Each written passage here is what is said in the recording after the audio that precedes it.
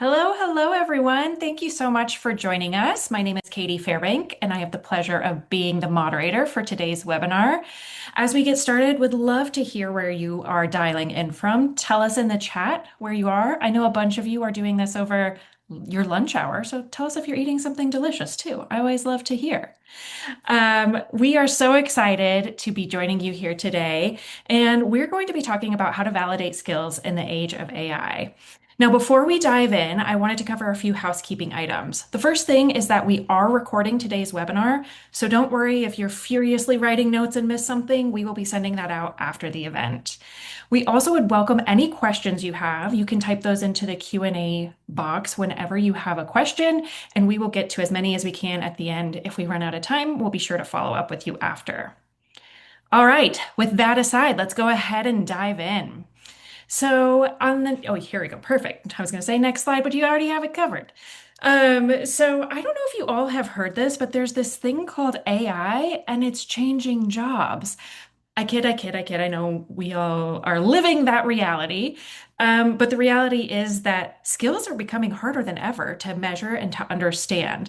But taking a skills first approach was hard enough before AI, and now things are changing faster than ever. So it's hard to understand what skills potential new hires have and what you should even be assessing for the roles. It's also hard to understand what skills your existing employees need and where there are gaps as technology is changing really quickly. And most of all, how do you trust these results? Did somebody use AI? Do we care if they used AI? Lots of questions circulating, and we have two experts to walk you through that today. So I am thrilled to introduce today's speakers, genuinely two of my favorite people in the world.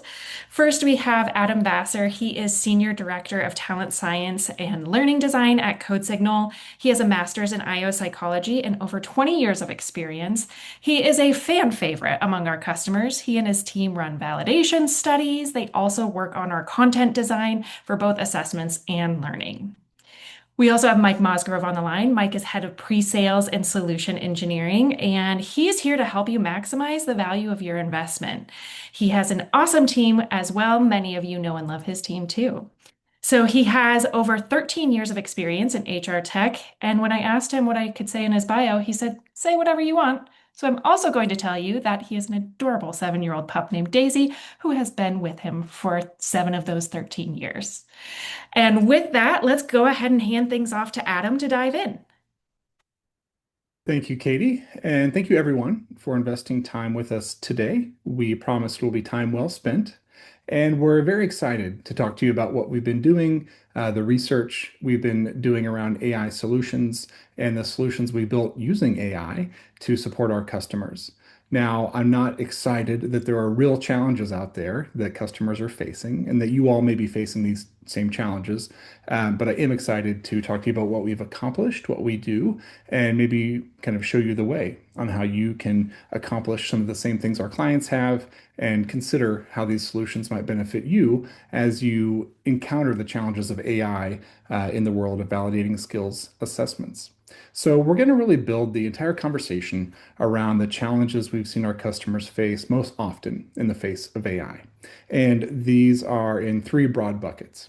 The first one we're going to dig into is really around too many applicants, right? We have AI driving this influx and increase of candidate volume, and we are swimming in a huge ocean of too many fish. What compounds this challenge of finding the right candidate amongst so many candidates is that all candidates are looking equally strong.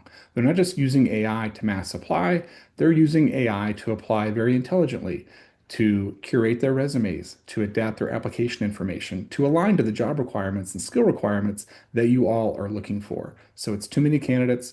They all look strong, they all look the same. And to add further complexity to what we're dealing with here, the skill requirements keep changing.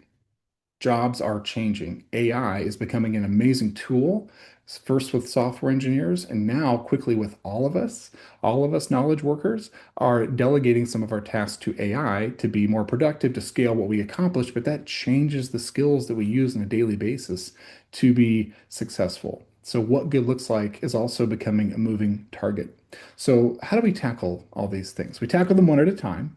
And we're going to start with the too many applicants problem and understand why it's so critical and the kinds of challenges it's creating. Well, first of all, obviously, it's creating a volume shock. We're being inundated and flooded with candidates, 93% more applications that recruiters are encountering since 2021. And unfortunately, recruiting teams are not scaling, of course, to try to meet that demand. In fact, they are having lower capacity at times. So how do we deal with this? How do we attack it from an efficiency perspective and just handling the volume? But it's also an effectiveness and skill prediction game. We're finding quite a bit of signal collapse and organizations having difficulty finding the quality signal amongst all these candidates. And we're seeing a really tight funnel, only 0.5% of applicants being hired. You're working way too hard to vet the skills of these candidates, and or we're just not getting to some of these candidates. And that's not fair to them, and it's also not fair to you as an organization, not finding those diamonds in the rough. And there are real consequences to this. Either we're not filling our roles and we're seeing real business impact costs because of those opportunity costs, or we're hiring the wrong people and there are clear business consequences there, and we have to start this entire process over again. So, what is CodeSignal doing to support our clients to tackle these challenges? Well, we're doing various things. We're going to talk about a lot of them today. But when we think about the idea that we're just having all these candidates apply and we don't know what to do with them, we don't know how to vet them, we don't know how to get to all of them, the AI interview solution is really what's leading the charge in our solution set at CodeSignal for this particular challenge. What is an AI interview? It is simply an AI agent being prompted, constrained, and created specifically to be a professional best practices interviewer. Think of that recruiter phone screen, the top of the funnel, the first time a candidate gets to speak to someone. In the cases of these implementations with our customers, they are speaking to an AI interviewer. And as an IO psychologist, I've spent years and years training human interviewers on the best practices of conducting behavioral interviews. And we're not just giving these candidates to AI and telling AI to deliver an interview and figure it out. We're actually training these AI agents to be interviewers exactly the same way we've trained humans to be proper and effective behavioral interviewers for decades. Opening questions, proper probing to get a complete behavioral response, setting the right expectations, knowing what questions to answer, knowing what questions to deflect to a human for a future conversation. It is a best practice interview delivered to the professional standard we would want all humans to be able to deliver. And this is giving candidates a chance to showcase their skills in a way normally they wouldn't. It's not like, oh, I don't want to talk to AI, I want to talk to a human. You wouldn't even get to a human because there are too many of you. So this gives people a chance to showcase their skills in a conversation in a way that they wouldn't otherwise. So what are we seeing this accomplish? We're giving time back to recruiters, obviously. This becomes more like an assessment. It's an on-demand link that the candidate can go to and start their interview anytime that is convenient to them. This frees up our recruiters to be more strategic advisors, spend time with those vetted high-skill candidates later in the process, talk to their hiring managers about the skill requirements for the next upcoming posting. What else does it do? We're maintaining quality signal, right? So we're ensuring that all the questions that are asked and the scoring that's being applied uses the same valid job-related rubrics that we would have humans use to evaluate their candidate interview notes and assign scores by skill and assign overall decisions. Does this person pass forward? Do they not pass forward? Do we say a strong yes, and we want to interview them deeper with a human right away? And we're doing a ton of rigor, consistency, fairness, and validation research. For example, we're even taking transcripts of candidate interview performance and what they respond to in the questions, and having human recruiters review those transcripts, use the same scoring that AI graders are using, and ensuring that we have strong matches between AI grading and expert human grading and doing that convergent validation. Lastly, we're able to scale this across the entire organization because once we set this up with a client, we're giving them self-service authoring tools so they don't have to come back to us every time they want to build a new AI recruiter phone screen. They can do it themselves within the constraints and within some of the standardization of interview guides, et cetera, that we've built for them. So this is what it is and how it works. Let's talk about a case study where AI interview made a significant impact with one of our clients. So working with a large crypto company, they implemented recruiter phone screen AI interviews across hundreds of jobs and roles in their organization. So let's look at some of the numbers behind the claims I just made. Number one, evaluating more candidates and giving time back to recruiters. With this, we are saving 32 and a half days per recruiter per year. This doesn't mean we're firing interviewers or firing recruiters. We're giving these overwhelmed recruiters more time to go do all the other work that they need to do. Um, what about quality of signal? So I mentioned we're doing studies to compare human expert ratings of these interview transcripts with AI grader ratings. And we're finding an 83% overlap with the alignment and convergent validation of how humans are rating individuals and how AI is rating individuals. Very, very high accuracy and alignment between those two numbers. And lastly, we want to ensure fairness. We want to support all AI legislation around bias audits. So third-party auditors come in, they look at our data, and they see that our cut scores using these AI interviews do not produce adverse impact. We're above that 80% adverse impact ratio, no adverse impact for gender or ethnicity. We're driving fairness throughout the process with this tool. Now, I want to hand it over to Mike now, so I can stop talking about research and what we do, and you can actually see an example of what this AI interviewer looks like in action.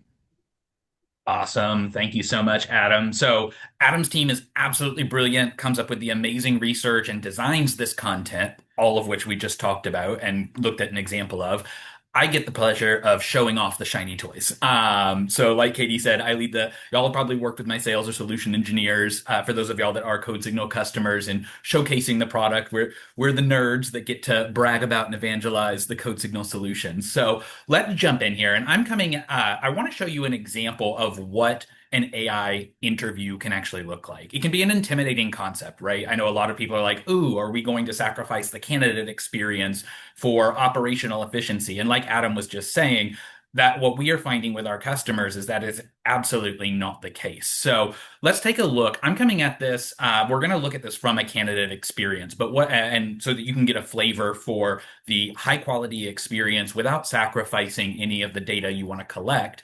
And promoting operational efficiency. So you can see that we've got a litany of out-of-the-box interviewers that we've designed by role, duration, etc. So with lots of different personas, you can even create your own interviewers. We'll take a look at how we actually leverage AI even within this platform for designing content that's going to be tailored to your specific organizations. But I'm going to take a look here at Jessica. We're going to use her as an example. So if I'm a candidate, I may be brought into an experience like this. Obviously, you will be able to configure and design the instructions, the scenario, etc. But let's interact with Jessica and kind of see when we say AI interviewer, what that really means for a candidate's experience.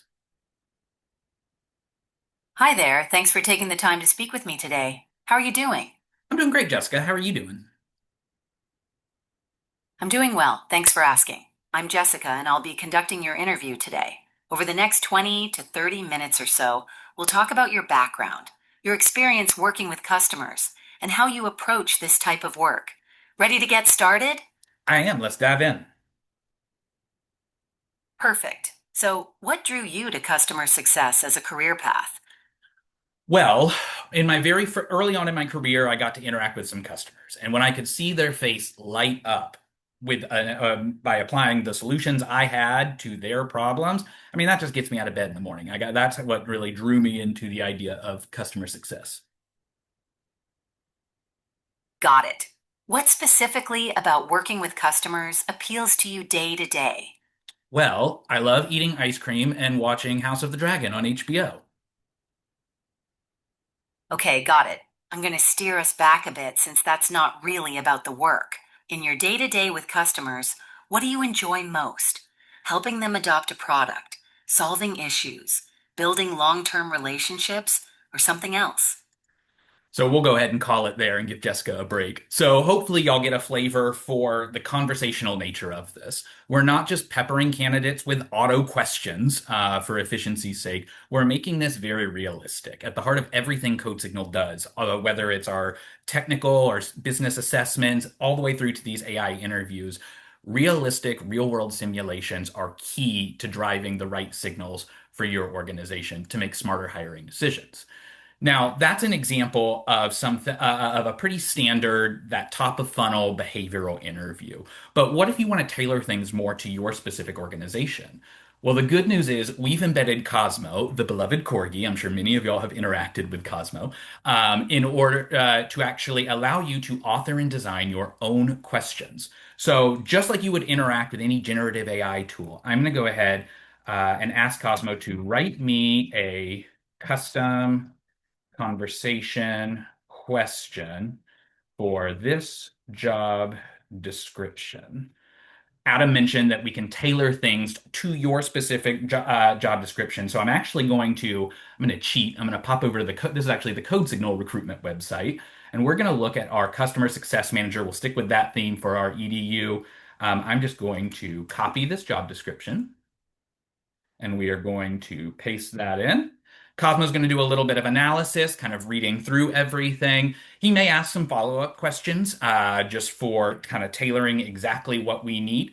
You can see that he's going to start putting together some recommendations, and then we're going to be brought into the interface where Cosmo is actually going to write that exact simulation question for me. So I'm going to go ahead and just make a selection there. And so you can see that we're brought into the design interface.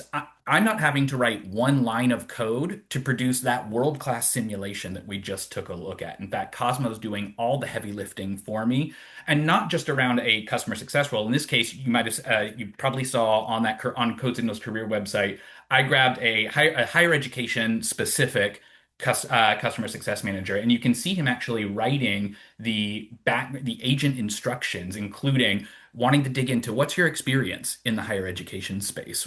These questions are going to be absolutely tailored to the context of this specific role.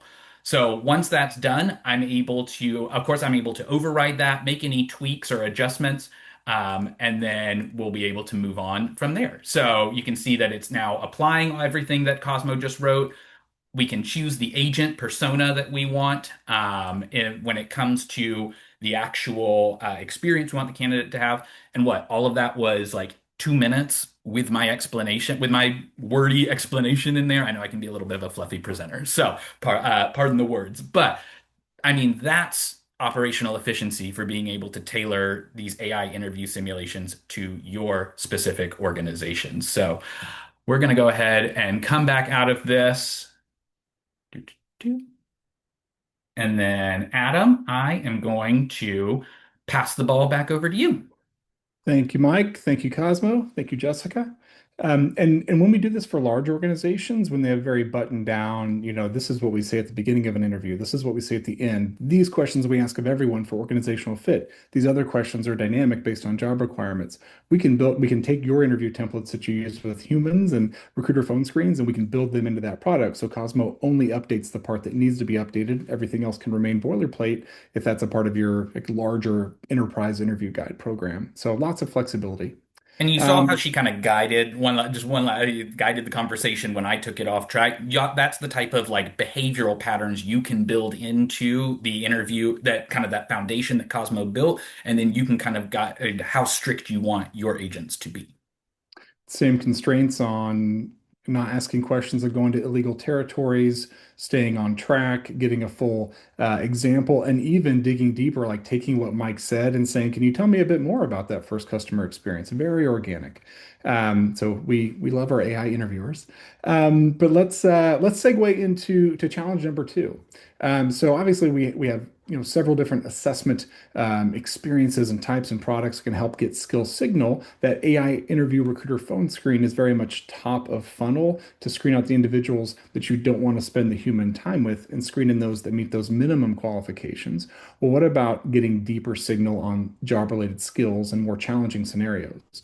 Well, this relates to our second challenge, where the AI enhanced resumes are making everyone look the same amongst this huge influx of high volume candidates, but also making everyone look strong because resumes are, through the use of LLMs, being tailored to the strengths and requirements of the role, as are all the information being supplied in the application process. So, what do we know from the research? We know that work simulations are one of the strongest predictors of candidate skill and job performance, having them actually do the work in a simulated brief engagement.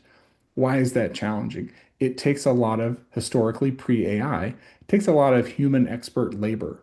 to do something like a full-blown simulation. So going beyond what Mike showed with the interview, which is very friendly and kind of a facilitated conversation, what if we wanted to do this for a customer service scenario or a sales scenario where we have candidates that are going to need to deal with upset customers who have high expectations, or they're going to deal with prospects in a sales conversation where those prospects aren't going to immediately give up all their needs, preferences, budget, right? It's a very skilled set of requirements to be able to empathize with customers, bring down the temperature of the conversation, pull out the requirements, help them understand the solution. So historically, we would use humans. We would have a human trained role player, maybe an IO psychologist or a management consultant, and we would have another consultant or trained employee watching and taking notes and then using some scoring rubric to be an objective grader after the fact. I used to do this for days and days at a time in different cities in the world, and it's fun work, but it's exhausting and it's very expensive.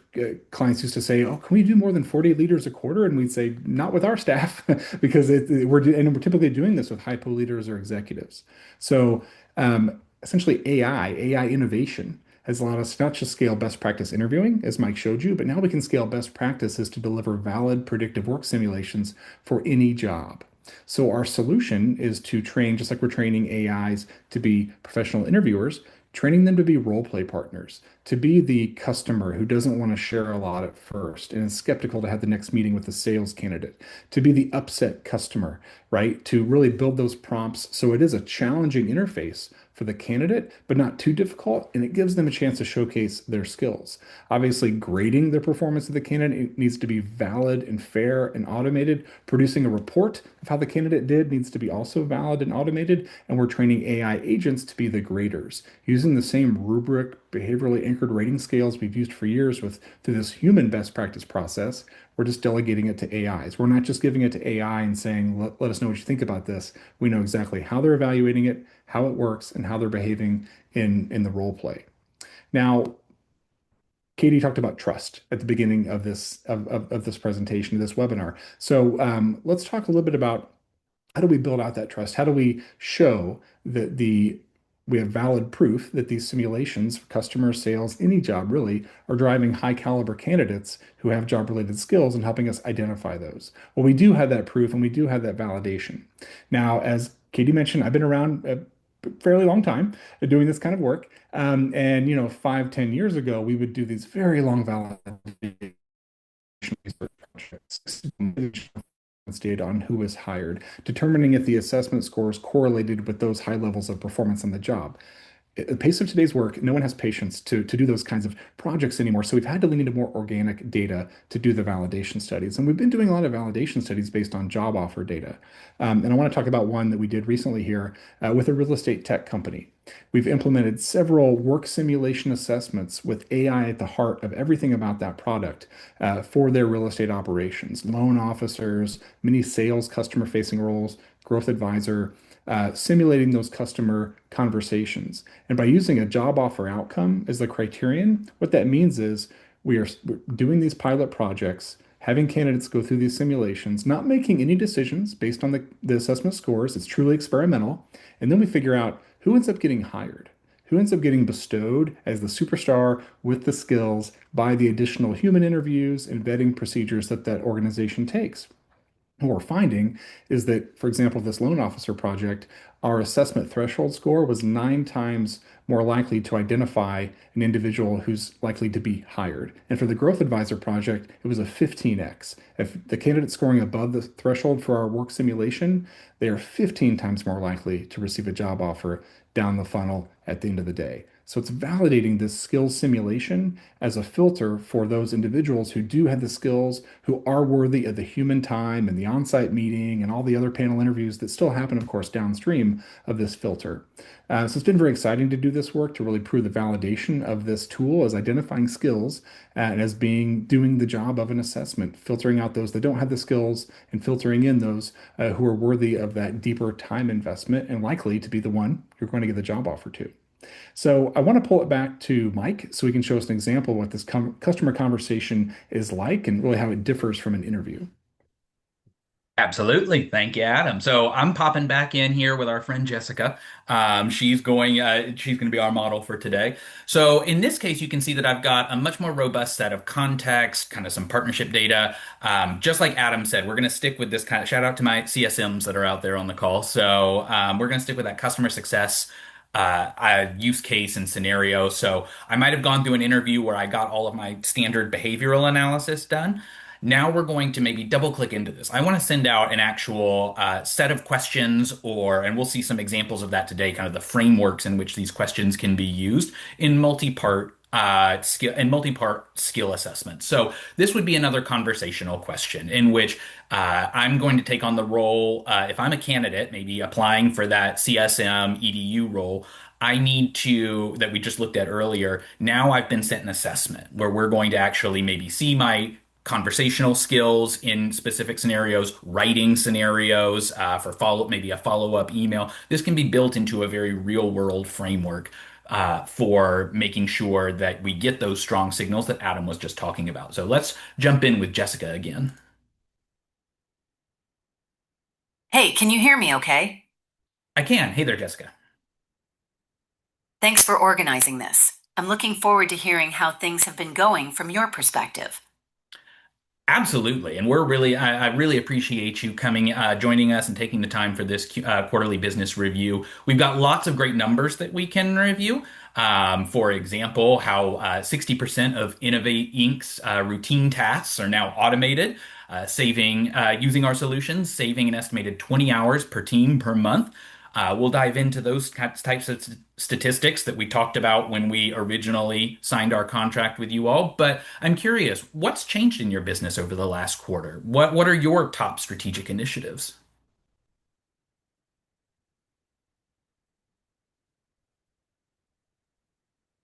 Yeah, the automation number sounds good. And I definitely want to see how you're calculating the 20 hours so we can tie it to real capacity and cost. What's changed for us is we're scaling a couple teams and trying to standardize how work moves across ops, finance, and support. So my top initiatives are cutting cycle time end to end, getting cleaner handoffs between teams, and having reporting we can actually use to manage to KPIs without a bunch of manual work. And candidly, getting our folks properly trained so we're not leaving value on the table. That's enough of Jessica. We're going to cut her off there. So you get the idea that now we're in a very targeted scenario where I've been given a set of data points, kind of context for this situation to really simulate what it would be like as a customer success manager talking to a client. So we can really get, is this me, the candidate? Am I really going to be a good fit for how I perform in the real world on the job? Now, it's one thing to create a very realistic situation like that, but I also want to show you what this is producing, and that's the data. The signal, those validated signals that Adam was referring to, really gets into the rich information that y'all are going to now have access to in making these decisions about who you want to move forward in your talent pipeline. That's where those recruiters, since we're introducing automation thanks to AI, we're actually going to free them up to have these strategic conversations about who best to move forward through your talent pipeline. So just like we saw, or whether it's the AI interviewer that we saw before, or that kind of conversational question, I want to show you an example of the types of AI score insights that we're going to get. Now, of course, we're producing, as we can see, skill data in the upper right corner, kind of ranking where, for the specific skills we wanted to validate in this question, where this person ranks. But AI is also going to give us insights into specific situations and call outs for why we gave this person this score. Now, if I want to jump in and see an actual example, I can even watch a recording and jump into what the candidate actually did, what they actually saw. And of course, I've got an entire the context of the question and the entire transcript here. So I've been given a treasure trove of data to be able to really analyze and make sure that this person is going to perform well on the job. And part of the value of CodeSignal certified assessments and all of that rich IO psychology that Adam's team pours into our assessments is the rubric design. And all of that's available for your analysis. All of our assessments come with white papers that kind of break down that transparency and that validation for legal, whether it's legal defensibility and just so that you can know that and have trust in the code signal data signals that we are producing for your candidates. So, Adam, I'm going to toss it back over to you then. Now that we took a look at that example of again what a actual simulation could look like and the data that it produces. Yeah, and just to piggyback on a few of those things, Mike, you know, historically, from a doing the right thing, providing valid, good tools, and doing so in a legally defensible way, as practitioners, we've always had to ensure it was a valid predictor of skill. We've always had to ensure that it was fair and not creating adverse impact for protected groups. What this new AI legislation has added to it is that we need to have explainable scoring. And that's exactly what Mike showed you. Here's the number, here are the number scores by skill, here's the report card by job-related criteria, and oh, by the way, here's the entire transcript of the conversation. So a recruiter could, kind of do a autopsy of the conversation and understand how it was scored and where they did well and where they didn't do well and why they received that score. They could override it as the human in the loop as well. So we're aligning to that best practice of transparent, explainable scoring. This is not AI in a black box doing whatever it assumes is best. We are training the grading and the scoring to follow specific job-related rules. Not to mention the standardization, Adam, because I mean, we know that when you're doing recruiting at scale, you're going to get recruiters, hiring managers, et cetera, who introduce their own bias or have their own methodologies for doing anything. This helps from a validation standpoint with that standardization for the types of data so that you have a very even playing field when it comes to which candidates you actually move forward with. And sometimes I just have to pinch myself a little bit because I remember again, 10 years ago, 15 years ago, it took 3 months for my team to build one of these. And then just one role play for, I remember an auto finance sales manager. And it just, every time we made a change, it was just so much where it's like a novel of background, all that case study information that Mike saw that he used in the conversation with Jessica, the fact that AI can drive the creation of these things at scale. We can maintain the rigor of it as well is just super cool. One last thing, let's jump to the let's jump to the next topic. We showed you a few conversation simulations because we think they're just awesome and they're so organic and lifelike. But if you think of a knowledge worker and a day in the life, we can simulate like using ChatGPT, and you can evaluate my prompt writing skills. We can simulate an Excel spreadsheet, so I can show you my finance formula skills. We can simulate like a Slack or MS Teams message. We can simulate writing an email. All the things I would do in addition to live conversations with colleagues or customers, we simulate all those tasks day in the life of a knowledge worker, and of course, a software engineer, which is core to CodeSignal. However, even though we're showing validation, business outcomes, transparency, job relatedness of what we're very proud of with our AI scoring methodology, it's not worth anything if there's cheating, if there's fraud, if there's tomfoolery on the side of the candidates doing it, right? So we know the signal works, but do we have confidence in that the candidate is actually truly demonstrating their skills in the simulation process? And that's where our preventing cheating and fraud suspicion score features become very powerful because we want to maintain the integrity of that signal that we know is so valid. First, we want to ensure we're using advanced detection to make sure that Adam is Adam, right? If we're turning on those proctoring features, we're guaranteeing that I'm the one taking the assessment. Mike's not taking it for me because he's much better with customers. Also, we're most importantly tracking the behavior of the individual. And when we say proctoring, it is not a human proctor. These are remote, digital, completely autonomous features tracking what I do. Am I copy pasting the instructions? Am I putting it into another browser, probably an LLM? And am I copy pasting back the entire solution?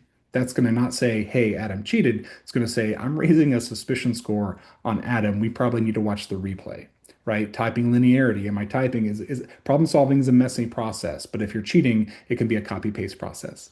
We're also protecting our content. We have all kinds of variations of different assessment tasks that are equivalent, so each candidate does not get the same content, and we are sweeping the web for anyone sharing, trying to break our process to protect the integrity of all we've worked to build.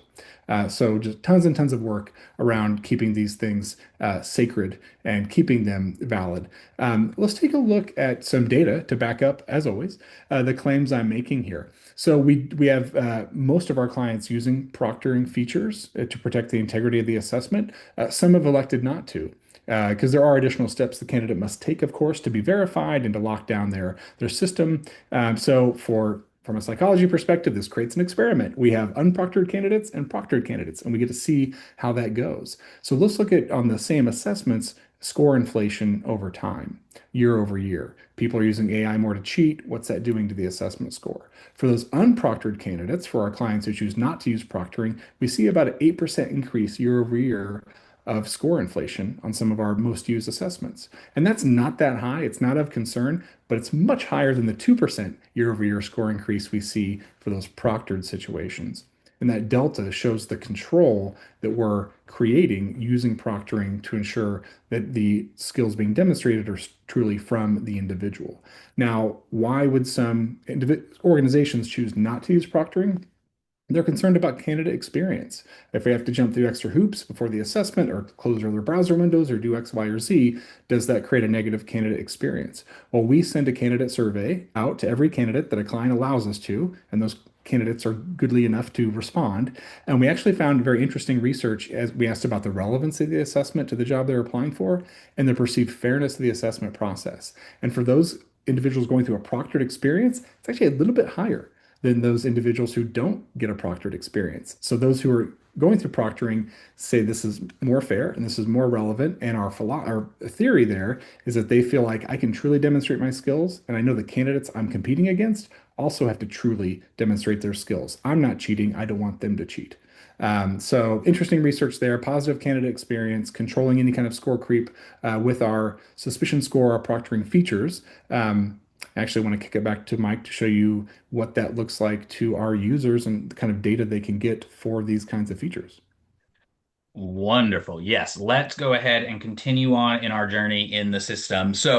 I've come to our industry coding framework just as an example, one of our most popular assessments that our customers are utilizing for kind of just a standard good old-fashioned coding assessment for your more senior or engineers, developers, etc. And I want to call out everything that Adam just talked about, what that actually translates to in the system, because as a recruiter, as a hiring manager, wherever I'm at in the hiring process, making this data easily accessible and understandable is also key. So I've come in here, I can start to see the results of folks who have taken this assessment that we've sent this to, and I can see a flag on Kira's profile. So when I come in here, you'll actually see that I have integrity issues that have been detected. Let's dig into that. So I've got all that standard, the skill measurements that we saw before. Again, remember, this is like a more technical coding assessment. So this was actually, she went into the IDE and was actually conducting coding challenges, scenarios, etc. And we'll see an example of that a little bit later on. But when we scroll down here to the actual questions, I can see the specific instances throughout her assessment where our system flagged behavioral issues. Now, that could be everything from, as we can see, description copying, like I'm just going to put the description into maybe an AI agent and have it produce the answer for me. I'm going to talk, I could be pasting events from external sources.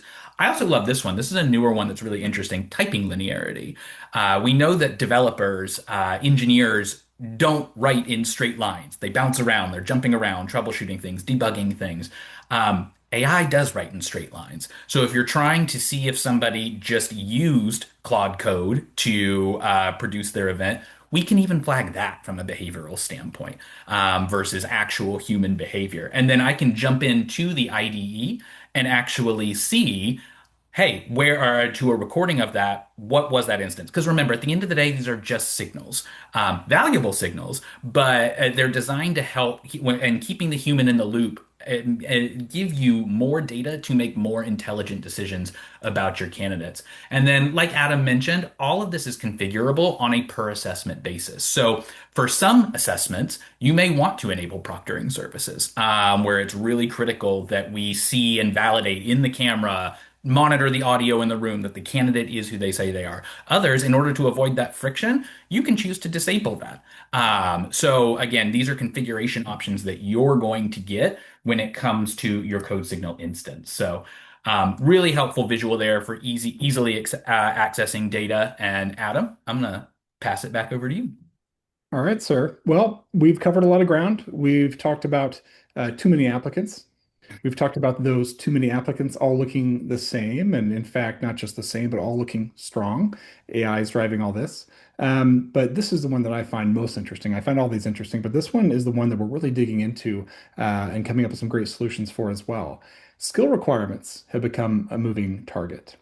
Let's go back to what Mike was just talking about. We're talking about software engineers and creating coding simulations to ensure that they have coding skills. We do that by having them code. Can you do this? We're going to have you do it. We're going to judge how well you do it. Well, the software engineer job role in the workforce is kind of the leading pioneer of all this because just like you were showing, 2, 3 years ago, we were like, let's make sure they're not using AI. Now we're saying, let's see how well they use AI to delegate to AI agents to code because software engineers are not coding hands-on keyboard anymore. They are using Cloud Code. They are using these tools to do some of the core work that we used to consider the central job requirement. So as we go deeper into this, essentially what we're talking about is not just software engineers being they're kind of the poster child of this move, but everything else will follow. All of our jobs are going to be augmented by AI, and some of the things we used to be measured on for key AI skills, or excuse me, key skills to be hired on and critical skills that drive job performance, we're going to be delegating those. So let's kind of rethink how we assess candidates' job-related skills in the age of AI. And the way we do that is to think about how we would what getting an AI agent really means. So as we dig into the next topic, essentially, it doesn't mean we're being replaced. It means that we are acquiring a team of additional very highly skilled experts that will work with us. So, Mike, if we jump to the next slide, dig into our little theoretical sandwich here of human skills in the age of AI. If we think about this as acquiring a team of highly skilled AI agents, so everyone becomes a manager. Maybe not everyone's a people manager, but they're a manager of AI agents. How do they work with those agents? We really turn to the tried and true best practices of what it's like to be a great people manager. What do? You understand context. You know what the client needs, what the project requirements are, what the business strategies are, what the constraints are. You understand context.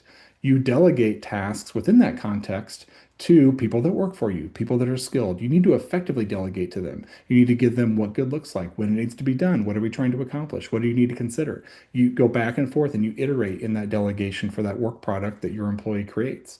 Lastly, then you present. You present to stakeholders. You present to leadership on the output of that work, but also covering the difficult decisions you made, why we did it this way, the rationale, and convincing them that it was the best way to go. It's this context delegation presentation approach of being a great people manager and using the folks on your team.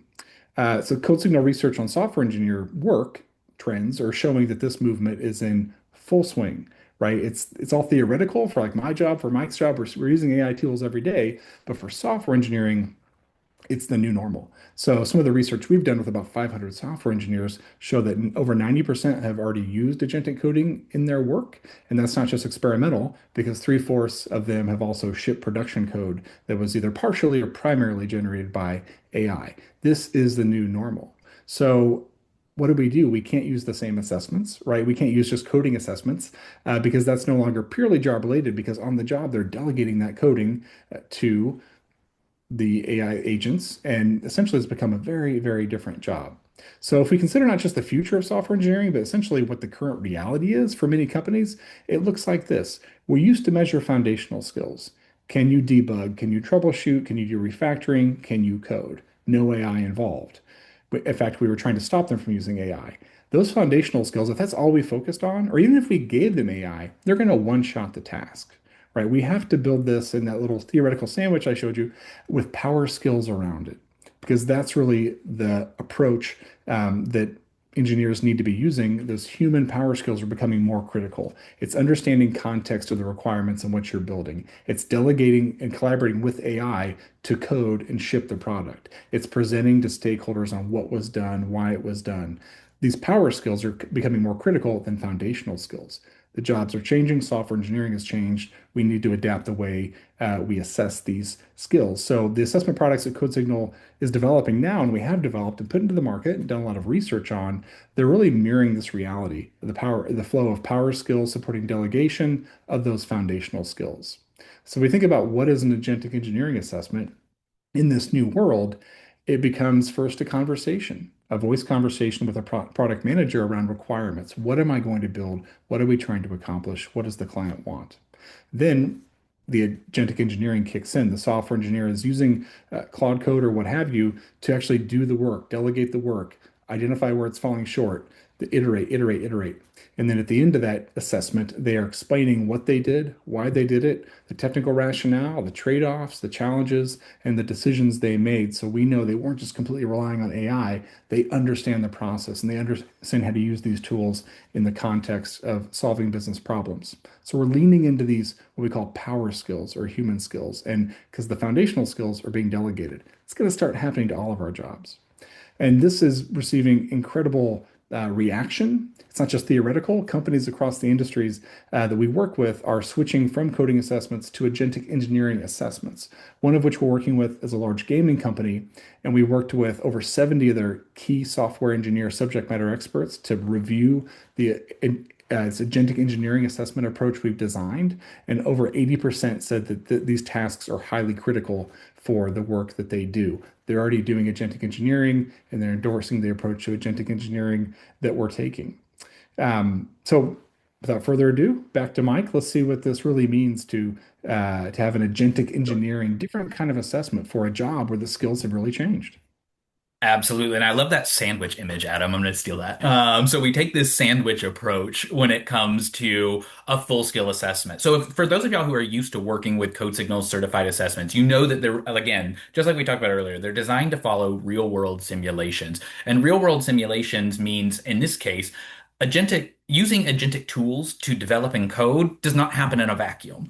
You have to be able to understand the requirements, whether it's an internal project or a client project, and be able to articulate and explain the value of what you produced. And that's the exact methodology we've taken in this assessment. Now, I'm popping in here as an actual candidate. So I've gone through, I've done if I've used proctoring, I've validated that I am who I am, I've done my attestation statements, and you can see our sandwich here. We're going to have two conversation questions on either side where we're going to have those real world simulations like we talked about before, and then the actual file system, diving into the IDE to see how, just like Adam said, we're not running away from AI. We still support our technical coding assessments, just like we saw in our previous demo vignette. But here we're really actually leaning into AI to be able to see, hey, look, we know these people, per the stats Adam read off, we know these folks are using Claude Code. They're using other agentic tools for on the job. So and we need that. We want that for the operational efficiency. Let's see if they actually know what they're talking about. So when I come in here, of course, my first question is with Milo, and it's going to be a requirements gathering question. So we've seen enough conversation questions today. I'm going to skip over this for now, but it's a back and forth dialogue, basically like a discovery conversation to uncover the requirements that then inform the actual development that I need to do on the next screen. So if I come in here, we can, and I'm just gonna real quick pop in, make some quick adjustments here. And what you can see here is we've already installed Claude. That is a part of our agreement. So you don't need, your candidates aren't responsible for, bringing their own license, using their own tokens. We can actually handle that for them. But we're brought into the world-class IDE that you're probably familiar with from our technical coding assessments. Now I can just use the terminal as if I were developing with Claude. So we've actually taken the tools they're using, and then you're going to be able to actually see from a tracking standpoint how they're interacting with the agentic tool. Now, it's one thing to just, ask Claude to build me the application based off the requirements that we gathered before. The real challenge is here at the end. Think of it almost like a dissertation defense. for where Emily is going to ask me questions and probe into the logic of what I did. I like to call, remember back in middle school, grade school, when we all were learning algebra and we complained when the teacher made us show our work in the assessment on our tests. I'm like, I'm going to use a calculator anyway. Why do I need to show my work? Because you need to be able to critically think and apply. That's what we're trying to gauge in order to assess if you're going to actually perform on the job. You need to know what the agentic tool was doing. You need to be able to explain why you prompted it the way that you did. And that's really the beauty of how this assessment has been designed. So, Adam, I am going to one last time kick it over to you for our final challenge here. And you all may be asking, okay, agentic engineering, some of us know what that is, many of us don't. We understand what we're trying to accomplish in assessing skills of software engineers who are going to be using agents to do a lot of the coding, right? It makes sense. But what about the rest of us? What about the other knowledge workers who need to be AI fluent, not necessarily agentic engineering level, but we all need to have some capability. We all need to acquire this capability. And organizations are struggling understanding the current AI fluency capabilities of their existing employees and their incoming candidates. So we see the stats here. People are bad at self-rating their own capabilities, right? And even post training, especially if it's a very passive, watching videos, doing a knowledge check quiz at the end, that's not going to lead to skills transfer from the training moment to on the job application. The things we've been trying to do, they don't work. And AI fluency is a very hands-on approach. So clients are finding these challenges also apply not just to software engineering, but to AI fluency for existing employees and incoming candidates. So what do we do? In the case of this large pharma company that we've been working with, we're using AI literacy and AI fluency assessments for every candidate in the organization. Now, that's not like we would do for an agentic engineering situation to say, can you use tools like these to appropriately delegate and code, as Mike said, at scale for that operational efficiency? A lot of clients are telling us they think AI fluency will become the new general competence and will be a screen out factor at some point.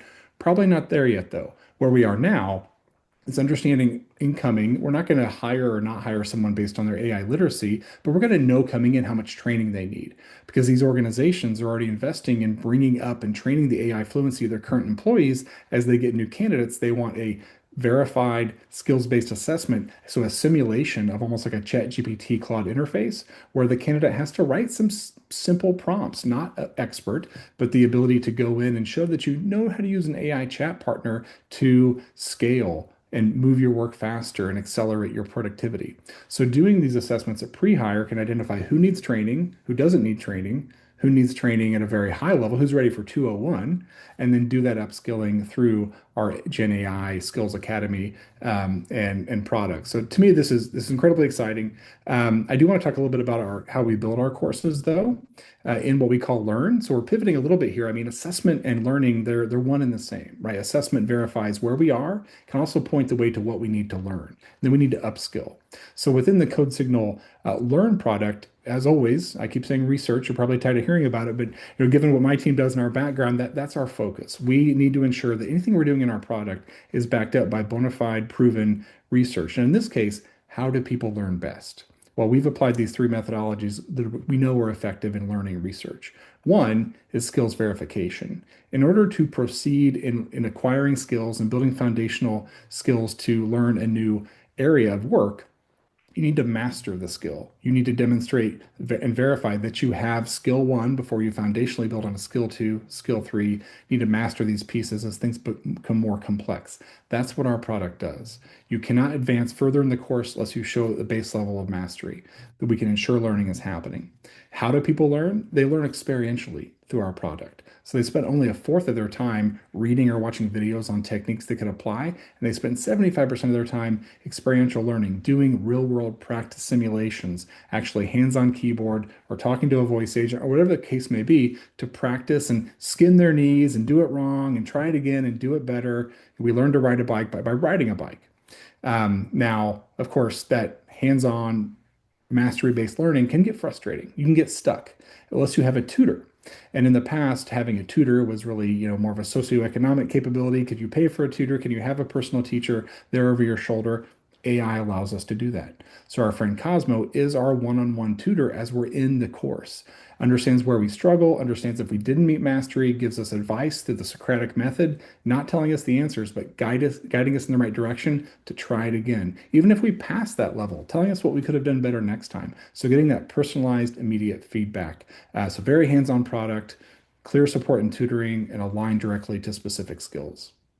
So this is our chance to go a little bit deeper here and see this Gen AI Skills Academy. But one thing before Mike shows it and I flip it over to him, just want to call out within, we have all kinds of courses, all kinds of different skills. But for this Gen AI topic, we meet people where they are. AI use, track one, that's for all of us, just to learn basics of Gen AI capability, limitations, concerns, use cases. AI integration, track two, maybe some people start here. You're prompting, you're building RAG for LLMs, you're going well beyond that. Track three is for AI researchers. We may not all get to this level, but our highly skilled folks can even start here around building machine learning modeling for natural language processing and really getting deep into building complex higher order skills. So we have tracks for anyone to upskill people in this key new area of general competence, which is AI fluency. And I know Mike wants to show us just a few quick things on how that looks in the product. Yes, coming at y'all for our last little vignette here. I've come in for in a whole new persona as a learner to CodeSignal. So again, so many of y'all are using our tools to drive value in your hiring process. But just like Adam said, skills are a journey. It doesn't end based off of who you bring into your organization. Every single one of us has been asked to every single one of us as people leaders or as individual contributors is being told by our organizations, adopt AI. Well, different roles generally have different technical understanding of AI. So we saw from the engineering perspective moments ago how we are leaning into agentic development. But what about folks like whether it's HR professionals, sales professionals, and using generative AI on the job? And we want to assess where those skills are and give people the opportunity to not only identify gaps in their knowledge, but plug those gaps. And that's really where our Generative AI Skills Academy comes in. So, like Adam said, academies are really just a structural tool for how we organize content and really allow people to go through the learning process in that hands-on way. I've worked with many LMSs over the course of my career in HCM technology. What I love about this tool is the fact that it's all we practice early and often. So if I come in here, you can see the tracks that Adam was talking about. Each one of these tracks, and I dive into a unit here, is going to have a path of learning where I consume content, yes, but then I'm also going to have the opportunity to really practice. So I can watch my content, or again, of course, for diverse learning needs, we have a text option as well. And you see, as soon as I dive into this path as a learner, I've got my Cosmo tutor here. So maybe there's a word that I don't fully know. Well, great, I can ask Cosmo, and he can help me inline, real time help. But I'm going to go ahead and start the practice. Now you can see I've been in here a little bit, but you can see some examples of Cosmo actually coming in and giving me what the challenge actually is. And then if I mess up, things like good effort. I correctly identified the phrase. In this case, it's asking me to use an actual LLM. You can see that I've got a terminal here where I can put in prompts and actually practice. Now, I'm going to cheat because we're crunched for time and just copy and paste an actual prompt in and actually copy and paste an actual prompt in here. Do, do, do, do. Run that. And we're going to see that again, no matter what my level of technological prowess is, you can see that it returns my results. I'm going to submit that. And then Cosmo's going to give me feedback on that. Even if I'm correct, he might give me some advice for next time, just like Adam said. But we're validating and teaching as we go in this very hands-on practice, real-world mentality. So taking that same real-world simulation environment that we've had in CodeSignal's bread and butter, now applying it to your employee populations for upskilling. So with that, we have taken a look at many different aspects of CodeSignal. Adam, bring us on home. Yes, so we've covered a universe of topics, problems, solutions, research, all the way from the first interview a candidate might experience, through being assessed on their skills, through upskilling on AI. So if you remember nothing else, I'm a big fan of grooves in the brain, alliteration, and three-part frameworks. So as you're getting into this, right, we don't do it all at once, but in terms of validating skills-based assessment learning in the age of AI, keep the three E's in mind. It's efficient, effective, equitable. We want to make sure everything is effective. We're measuring job-related skills, we have validity metrics to back up the outcomes, and we're ensuring we're allowing for both skills verification and skills upskilling.